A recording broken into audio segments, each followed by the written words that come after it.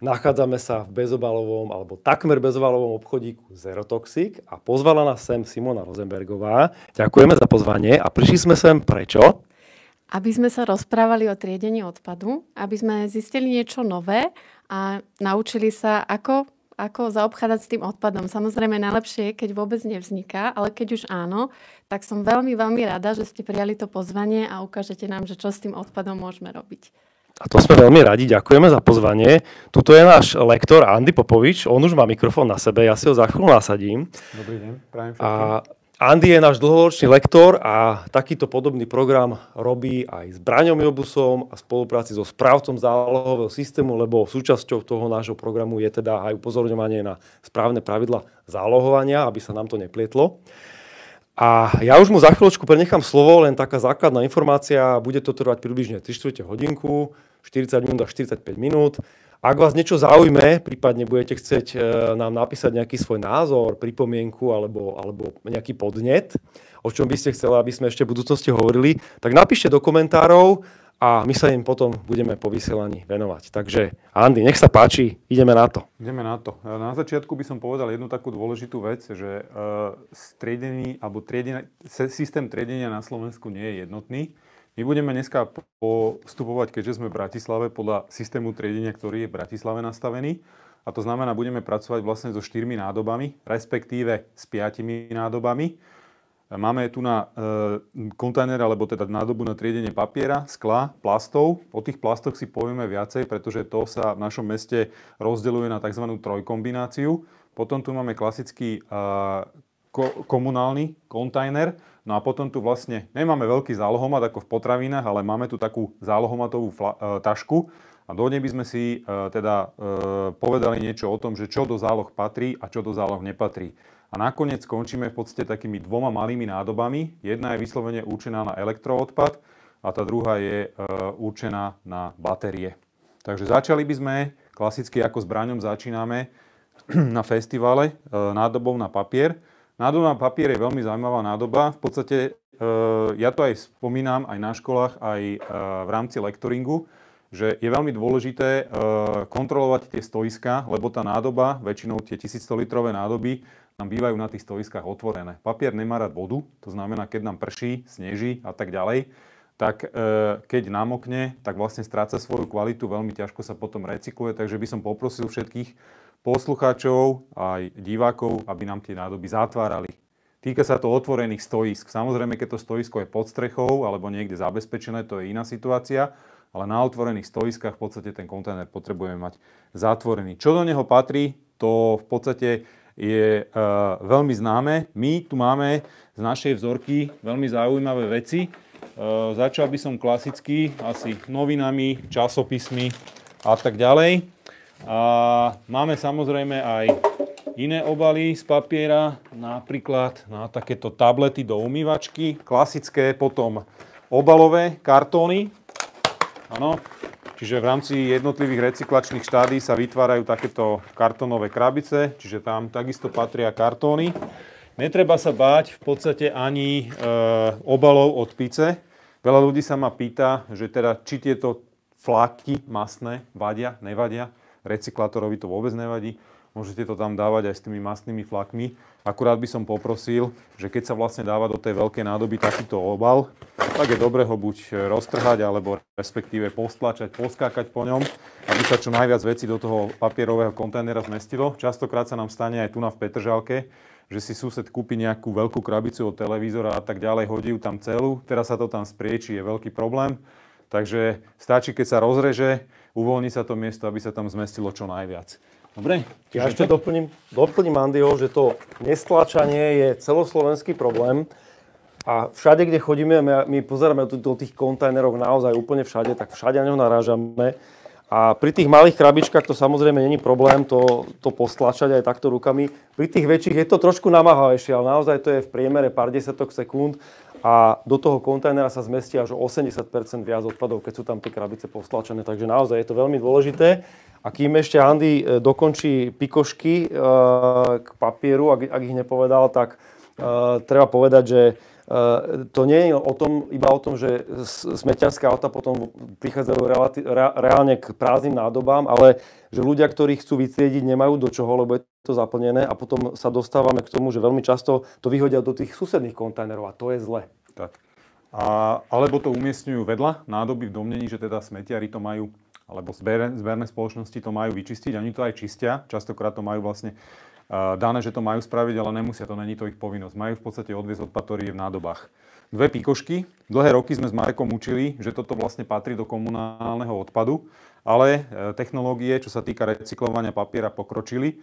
To znamená, recyklátor to vie využiť a vie využiť v podstate aj tie obaly od vajíčok, aj od roliek, z toaletného papiera alebo z kuchynských utierok, takže vie to vlastne do toho recyklačného procesu zaradiť. Takže dneska a posledné roky to dávame, toto všetko opäť do papiera.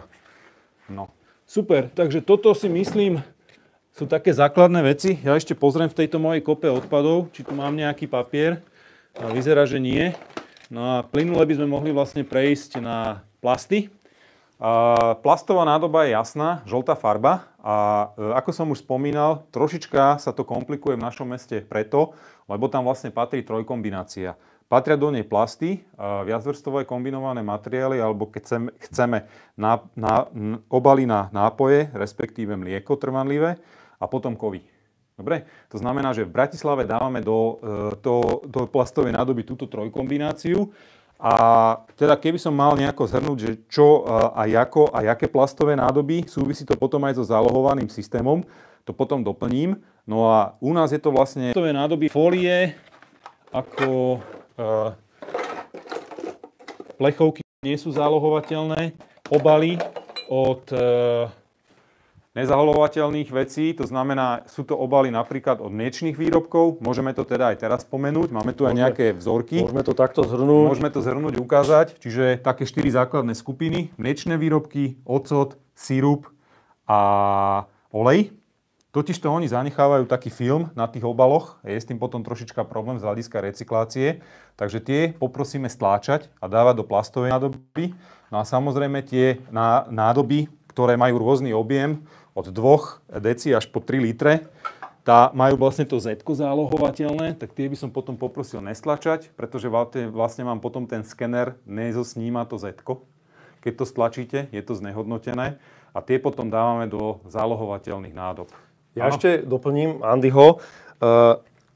Keď niekto sa nechce zapojiť do zálohového systému, samozrejme nie je to z nášho pohľadu žiaduce, lepšie, keď sa zapojí, ale ak sa rozhodne, že sa nezapojí, tak určite je lepšie, keď vyhodí akúkoľvek PET fľašu alebo plechovku do žltého kontajnera, pretože sa na tú recykláciu dostane. Čo sa týka tých, ktoré nie sú zálohované, je pravda, že správca potrebuje čo najčistejšie obaly, preto sú tam hlavne tie nápojové obaly alebo niektoré alkoholické nápoje s nízkym stupňom alkoholu, ale zrecyklovať sa dajú nakoniec aj všetky tieto. Prebieha ten recyklačný proces praním, z ktorého vznikajú tzv. Prané vločky. Takže oni sa zrecyklovať dajú a určite ich nevyhadzujte nikdy do zmesového kontajnera. Podstatné je ale, aby všetky systémy, ktoré máme na Slovensku nastavené a fungovali správne, tak to, čo patrí pod správcu zálohového systému, nech ide do zálohomatu primárne, to je to najpotrebnejšie, a to ostatné nech ide do žltého kontajnera. Kľúčové je, aby žiadne takéto obaly nekončili v zmesových kontajneroch, čo žiaľ, ale často vidíme v teréne. Zase by som poprosil tie nádoby, ktoré patria a nie sú zálohovateľné, postlačať, tak aby sa vlastne využilo čo najviac miesta v tom kontajneri. Takisto také plechovky, ktoré už sú postlačané, Z-kové, tak už sa nedajú zosnímať, tak takisto patria do kontajnera žltého. No a samozrejme sú to aj obaly od saponátov, fólie, tašky a rôzne plastové obaly, áno, ktoré vlastne patria do tejto nádoby. No a jednou takou veľmi dôležitou skupinou, ja tu mám aj taký príklad, je viacvrstvový kombinovaný materiál, čiže to je trojobal, je to papier, plast a hliníková fólia, áno. A je to v podstate robené z veľmi kvalitného papiera, ktorý tam zahrňa najviac alebo najväčší podiel. Potom ten plast je tam kvôli tomu, aby to držalo tvar a nepretieklo, a tá hliníková fólia je tam na to, aby ten výsledný produkt. V tomto prípade ten džús vydržal určité obdobie podľa doby trvanlivosti, niekedy teda aj 2 roky. Tým, že ho vlastne spasterizujú a uzavrú do tejto nádoby, tak keďže to není otvorené, dokáže to teda vydržať nejaké obdobie. No, čiže tak ako Marek spomínal, tu sa vlastne to dáva do takých veľkých nádob kvázi ako mixerov, kde sa vlastne oddelujú jednotlivé zložky, áno, papierová, plastová, hliníková, to sa potom vytrieďuje a samozrejme potom v rámci recyklácie sa tie materiály, alebo teda po tej recyklácii sa tie materiály využívajú ďalej vo výrobe.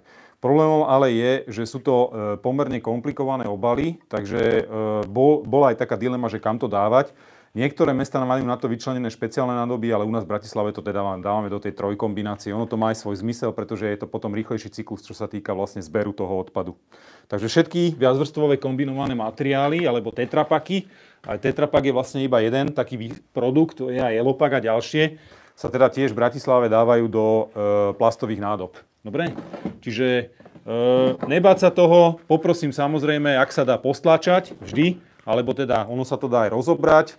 A takto vlastne stlačené alebo rozobraté, samozrejme to zaberie menej miesta a tá nádoba sa teda dokáže teda naplniť efektívne. No, čo by som ešte k tomuto kontajneru povedal? Ešte ti dávam jednu Áno, trošku. je tretia kategória, to je veľmi dôležitá vec. Materiály, ktoré sú do nekonečna recyklovateľné, podobne ako sklo, to znamená železo, oceľ alebo hliník. A to znamená aj tieto kovové nádoby, klínce, šroby a tak ďalej, všetko kovové, v Bratislave končí vlastne v tejto nádobe, čiže v tejto žltej nádobe. Na plasty. No, pozrieme ešte, že či tu máme niečo plastové. Máme, áno. Aby som nezabudol, blístre od liekov, áno. Lieky sú nebezpečný odpad, ale keď už hovoríme o nádobách, respektíve obaloch, do ktorých sú obalené, tak takisto nejaký podiel plastu a kovu, respektíve plastové nádoby, patria do tejto kategórie. Zase, pokiaľ by ste mali nejaký problém a mali nejakú kombináciu, ja tu mám napríklad aj taký pekný príklad, neviem, že či to tu... Áno, tuto. Toto je napríklad posilňovač na zápestie, z ktorého 90% je tvorené z plastu, ale bola tu aj kovová pružina a tuto je taká objímka kovová. Čiže v podstate, aby poslucháči vedeli, čoho je viacej na tom obale, alebo odpade teda, tak tam to patrí. Čiže v tomto prípade, ak je tuto viacej zložky plastovej, tak to dávame do plastu. Aj keď je tam teda aj kov a tak ďalej, ale však my kovy dávame takisto do plastu v Bratislave. V iných mestách by to bola možno dilema, kde majú vlastne iné kontajnery a tak ďalej, ale netreba sa nejako toho báť. A takisto, keď máme blaster od liekov, ktorý sa skladá z časti z plastu a z časti z nejakého hliníkového obalu, tak takisto sa nemusíme báť a môžeme to dať teda podľa toho do tej plastovej nádoby.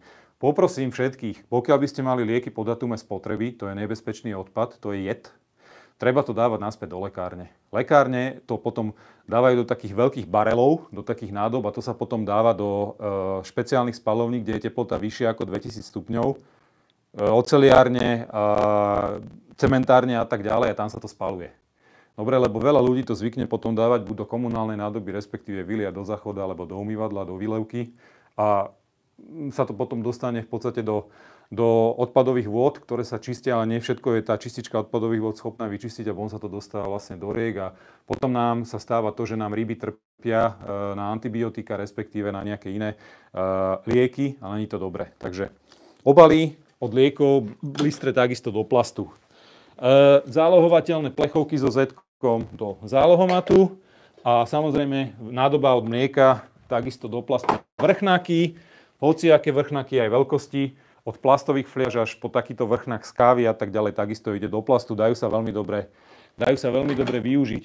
Pri poslednej návšteve, keď sme boli vlastne v zariadení pre energetické využitie odpadu, tak je tam vlastne dotrieďovacia linka na plasty, nám hovorili a nás prosili, aby sme dávali s tými plastovými fľašami aj vrchnáky, lebo to je veľmi dobrý materiál na recykláciu. Áno? Čiže aj s tými vrchnákmi nebáť sa to normálne stlačiť, zatiahnuť, zašrobovať a proste to dávať. Aj s tými vrchnákmi oni to vedia veľmi dobre využiť. Dobre, myslím, že máme všetko. No, takou treťou veľmi dôležitou nádobou, ja hovorím, že historickou nádobou na triedenie je nádoba na sklo. Sklo triedíme v našej krajine už 50 rokov. A bola to vlastne prvá zložka, ktorú sme triedili ešte aj za bývalého režimu. A momentálne je to veľmi zaujímavý odpad. Sklenené nádoby sú, alebo teda sklo je donekonečna recyklovateľné, v podstate bez nejakých prímesí veľkých.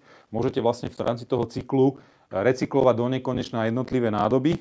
My tu máme rôzne nádoby z rôznych vlastne materiálov, nádoby od medu, máme tu nádoby, na ktorých sú etikety a schválne sme sem doniesli vlastne aj nádoby, ktoré majú vrchnáky. Pre časté otázky, ktoré sa ľudia pýtajú, či toto mám odlepiť a čistiť sa po na tom a tak ďalej, vôbec to neriešite. To si ten recyklátor odlepí, má špeciálne sabonáty sám. Čo sa týka vrchnákov, dajú sa odšrobovať a zrecyklovať podľa materiálu, z ktorého sú vyrobené, ale takisto to není podmienka, môžete to hodiť do toho kontajnera aj s vrchnákom, či už je plastový, kovový alebo z iného materiálu. Ja doplním iba Andyho. My sme nedávno boli u slovenského recyklátora skla v spoločnosti Vetropak a chystáme ďalšie videá, ktoré sme tam natočili. Ale aj keď si pozriete na YouTube kanály Naturpack verejnosti niektoré staršie reportáže o recyklácii skla, tak presne uvidíte, ako to prebieha a aj je to tam vysvetlené, že prečo je to nie potrebné sa tým veľmi zaoberať. Veľa ľudí to niekedy odrádza od toho triedenia, keď sú si není istí. Takže naozaj aj vrchnačiky a etikety nerobia žiaden problém. Čo je dôležité, tie nádoby musia byť vyprázdnené a čisté. Hlavne od takých potravín ako napríklad džem, keď je v skle. Tam to môžu tie separátory vyhodnotiť, že to nie je sklo. Čiže pokiaľ sa jedná o nápoje tekuté, tam je to v pohode, ale pokiaľ sa jedná o nejaké tuhé potraviny, ktoré boli zabalené v skle, tak tam je dôležité dôkladne ich spotrebovať, hej, a nenehávať tam tie pevné zvyšky. To je veľmi dôležité. Tak. Povedal by som ešte jeden príklad, s ktorým sa stretávam v rámci sklenených nádob, to sú flakóny na voňavky. Takisto neriešiť. Flakón alebo dávkovač je kovový, je tam nejaká plastová trubička, respektíve, áno, taká trubička, cez ktorú ide vlastne tá voňavka smerom von. To takisto sa nerieši, hodí sa to tam celé a oni si to sami rozoberú a potom si to potriedia. Áno, lebo to je takisto vec, ktorú ľudia môžu vyhodnotiť, že nevieme to rozobrať, tak to tam nemôžeme hodiť. Vôbec sa toho nebáť, môžete to tam hádzať aj s tými vrchnákmi, oni si to potom potriedia. Není to povinnosť. Takisto, ešte som zabudol jednu vec spomenúť a Marek mi teraz vlastne nahral. Čo sa týka plastových obalov, trebárs od jogurtov, nemusia sa umývať, není to povinnosť, ale je to najmä v letnom období, by som povedal, ako dobrá vec, pretože nám potom to nesmrdí v tom kontajneri. Lebo potom ten kontajner zapácha, není to také dobré, ale není to povinnosť, ale odporúča sa, že by sa to aspoň trošička premilo. A teraz ťa ešte doplním ja, lebo tu v Bratislave ešte nemáme problém s medveďmi, ale tam, kde sú medvede, keby to pozerali toto video aj ľudia, ktorí sú v lokalitách, kde je výskyt medveďa hnedého, tak tam je toto ako podmienka navyše, pretože medveď má 2000-krát lepší čuch ako človek a ten chodí do tých kontajnerov aj žltých kvôli tomu, že ho tam lákajú tie zvyšky z potravín. Takže my hovoríme v rámci princípu predchádzania vzniku odpadov, treba si kupovať len to, čo naozaj 100% vieme, že chceme spotrebovať a nevyhadzovať tam. Dokonca bežne sa stretávame s tým, že celé nespotrebované jogurty alebo iné druhy potravín sú v kontajneroch alebo nápoje nevypité a to potom láka nielen medvede, ale aj hlodavce, hmyz a tak ďalej. Takže ani tie hlodavce nie sú úplne žiadané v tomto jedinom zbere. Takže teraz si zase nahral ty mne. Tak. Posledný kontajner, veľmi dôležitý preto, lebo tak ako vlastne Marek spomínal, aj v tej diskusii, ktorá bola vlastne pred touto reportážou, ideálne by bolo, keby táto nádoba bola prázdna. Áno, aby sme to nemuseli riešiť. Samozrejme, riešiť veci tam treba, stále sa vlastne v nej nachádza nejaký odpad. Nám vlastne zostali veci, ktoré sú vyrobené z textilu. Textil bude v budúcnosti, dovolím si tvrdiť, je veľmi dôležitá vec, čo sa týka triedenia, už sa chystajú nejaké smernice a tak ďalej.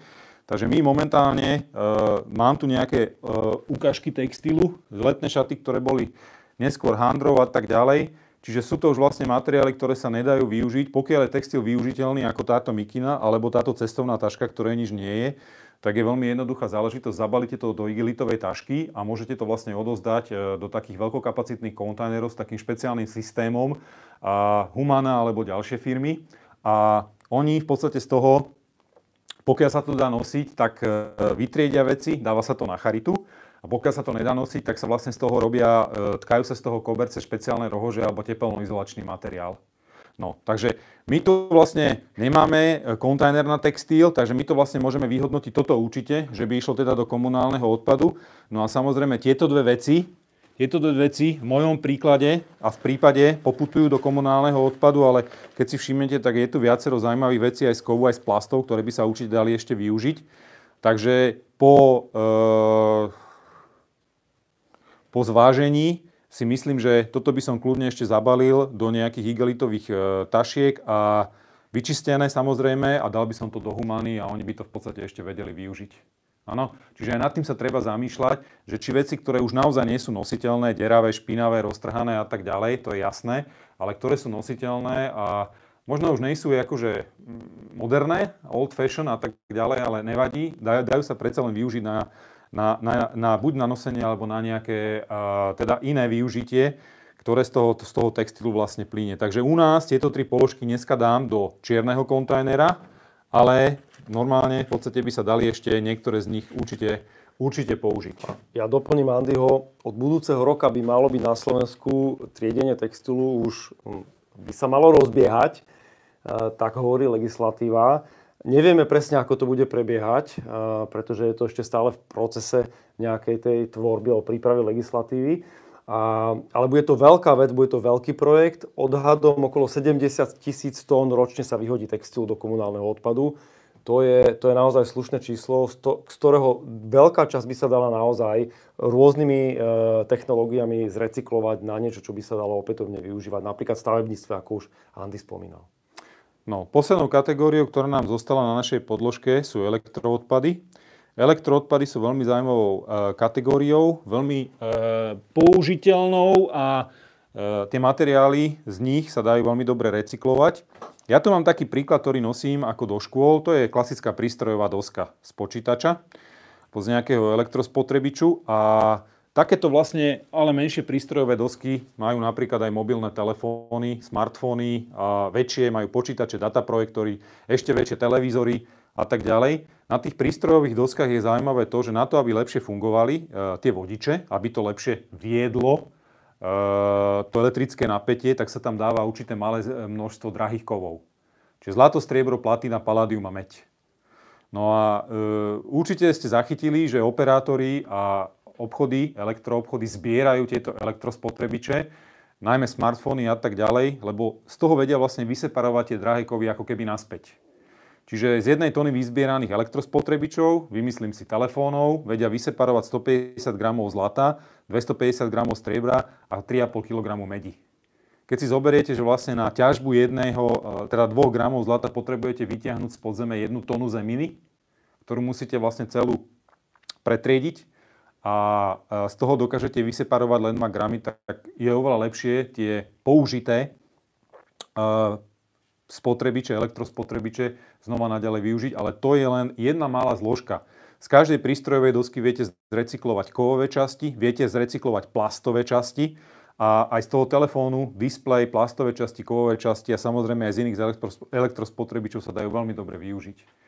Takže oplatí sa tie elektrospotrebiče, respektíve elektroodpad určite triediť a určite vrácať do toho systému recyklácie. No, ja tu mám také ešte príklady.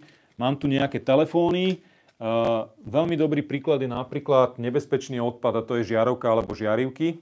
Tam je problém s tým, že oni obsahujú ťažké kovy, najmä ortuť. Takže tiež je otázka, že kam to dávať. Sú na to vyčlenené nádoby v niektorých obchodoch, v elektroobchodoch, v Horbachu a tak ďalej. Špeciálne vyslovené na to malý kontajner. A je dôležité ešte povedať, že neoplatí sa to dávať do nádoby na komunálny odpad, pretože ešte raz opakujem, je to nebezpečný odpad. Áno, nehrozí tam len to klasické, že som sa porezal o žiarivku alebo o žiarovku, ale aj o to, že v podstate človek sa môže priotráviť. Áno, takže takisto do elektroodpadu, do určitého teda malého kontajnera v rámci elektroodpadov patria žiarivky, neónky, ktoré tu nám máme a tak ďalej. Čiže takisto sa to dá veľmi dobre využiť. Ja to len zhrniem na elektroodpady a odpady z batérií, ktoré ešte Andy spomenie. Sú teda špeciálne kontajnery buď v predajniach týchto zariadení, na obecných úradoch, na rôznych námestiach, vo veľkých nákupných centrách. Na viacerých miestach všade môžete nájsť väčšie, menšie, dokonca sú aj také velikánske kontajnery, kde máte vypísané, čo tam všetko patrí, alebo teda čo by ste tam mali vyhadzovať a v akých rozmeroch. A dôležité je naozaj využívať ten systém, pretože do klasického toho triedeného zberu, tých farebných kontajnerov, my tie elektroodpady nechceme, tam zásadne nepatria. Ešte by som spomenul, v Bratislave a v iných mestách sú aj kontajnery na elektroodpad od rôznych firiem, Asekol a tak ďalej, kde sa dajú takisto niektoré elektrospotrebiče normálne ako vrátiť, alebo teda dať. Takže aj to je teda možnosť. Ja to ešte spomeniem na konci. Jedna z možností je takisto vyhľadať zberný dvor. Na zbernom dvore takisto máte možnosť potriediť všetky tieto veci, ktoré tu natriedime a samozrejme aj častokrát sa ľudia pýtajú na elektroodpady, takisto je tam nádoba na elektroodpady, takže aj na zbernom dvore sa dajú elektroodpady umiestniť. Veľmi dôležité, že to Andy spomenul, lebo mne presne ten zberný dvor vypadol z toho výpočtu, ale ten je dôležitý, pretože práve na zberný dvor patria tie odpady, ktoré veľmi často nachádzame v prírode. Dneska sme o tom málo hovorili, ale odpady v prírode to je slovenská klasika. My sme krajina čiernych skladok, máme ich tisíce a tisíce. A zmapovaných asi 7 000, ale reálne ich bude násobne viac. A na zberný dvor viete sa tam vlastne odovzdať nebezpečné odpady rôznych typov, viete tam odovzdať elektroodpady, batérie, ale aj tie bežné odpady, ktoré patria do triedeného zberu. Každý zberný dvor má určité svoje pravidlá, treba tie si naštudovať, ale v každom prípade, ak vo svojej obci alebo samospráve máte zberný dvor, využívajte ho. Ak zberný dvor nemáte, tak vo vašej obci sa niekoľkokrát do roka robí tzv. Zvoz alebo zber nebezpečného a nadrozmerného odpadu. Využívajte to, pretože keď to ľudia nevyužívajú, potom naozaj ich to v nejakom čase láka, niektorých teda vyhodí tie odpady do prírody. Je to strašná škoda a v prípade elektrozariadení a batérií je to aj obrovské riziko pre životné prostredie. Áno. Tuto máme klasické batérie. Zase tá dilema nabíjateľné, nenabíjateľné. Áno, a cena. Samozrejme lepšie nabíjateľné, aj keď sú drahšie. A toto je ten problém, o ktorom Marek vravel. Takto sa začne správať batéria, keď na ňu začne pršať. A ten obal sa začne veľmi rýchlo degradovať, respektíve rozpadávať. Áno, a hrdzavieť. No a tým, že vlastne v každej batérii je určite síce zriedená alebo slabšia kyselina sírová, tak keď sa dostane potom vlastne do pôdy, respektíve do spodných vôd, tak je veľký problém, lebo to je obrovský znečisťovateľ. No, takže na Slovensku máme 2 alebo 3 firmy, ktoré sa vyslovene venujú recyklácii batérií, takže nevidím dôvod, prečo by sme ich nezbierali do zberných nádob. Dajú sa takisto nájsť v elektroobchodoch, na samosprávach, školách, škôlkach a tak ďalej.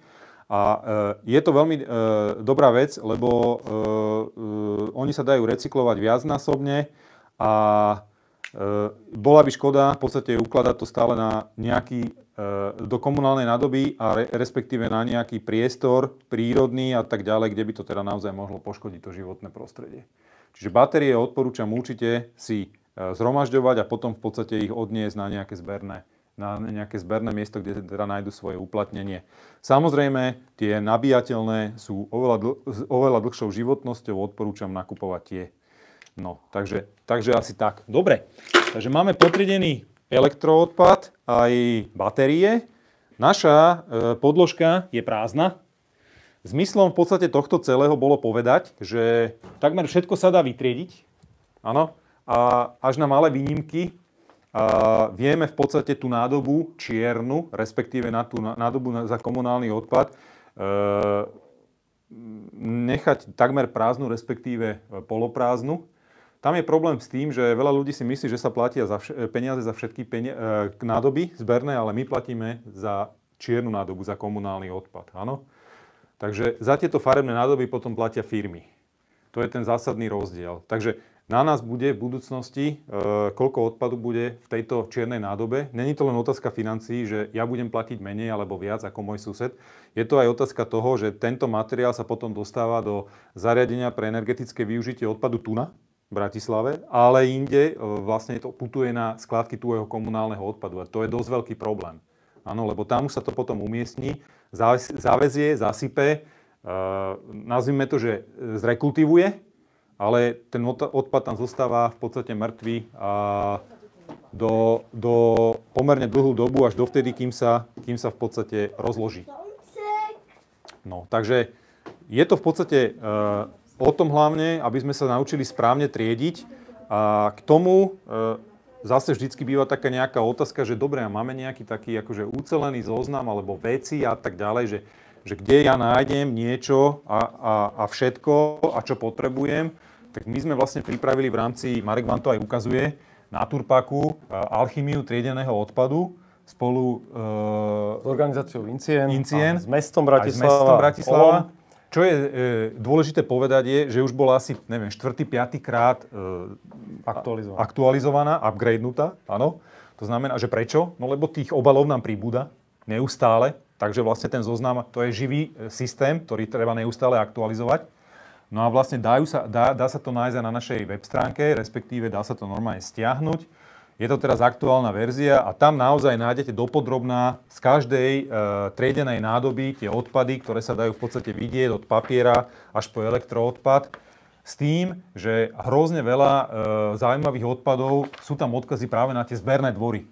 Áno, ten zberný dvor je veľmi dôležitý. Doplním Andyho, môžete nájsť Bratislavčania túto alchymiu, ktorá je špeciálne robená pre mesto Bratislava na www.naturpak.sk, www.incien.sk, www.bratislava.sk, aj Olo.sk. Všetky 4 organizácie sa na tom podielali. A čo je dôležité, chystáme veľkú aktualizáciu, v poradí 5., 4 už máme za sebou, kde vznikne teda, alebo pribudne kapitola práve zberný dvor. Keďže veľmi veľa odkazov smeruje na to, že ten odpad patrí na zberný dvor, tak chceme trošku viac vysvetliť, ako to funguje a čo patrí a nepatrí na zberný dvor. Takže toľko k alchymii. A keďže my sa v tých odpadoch dosť často hrabeme, tak ešte vás upozorním na ďalší materiál, ktorý si môžete stiahnuť na stránke Naturpak. A to je štúdia z našich prvých 100 analýz. Postupne pripravujeme ďalšiu zo 150, kde vlastne sme zistili, kde ľudia robia najčastejšie chyby. Takže ako to už Andy spomínal, to nestlačanie odpadov, to je taká zásadná chyba. Nad ňou je ešte možno také, niekto netriedi vôbec, ale teda to, keď dáme bokom, tak tí, čo triedia, tak najzásadnejšia chyba je, že nestlačajú odpady. A druhá chyba, ktorá na ňu nadväzuje, veľmi často s tou prvou súvisí, je, že vyhodia tie odpady buď mimo kontajnera, alebo do kontajnera, kam nepatria. Čo teda nie je dobré a robí to potom šarapatu pri dotrieďovaní alebo pri recyklácii. Takže ja myslím, že sme povedali všetko podstatné. Všetko. Budeme radi, ak nás budete sledovať na YouTube kanáli Naturpak verejnosti. Budeme radi, keď budete sledovať aj sociálne siete obchodíku Zero Toxic.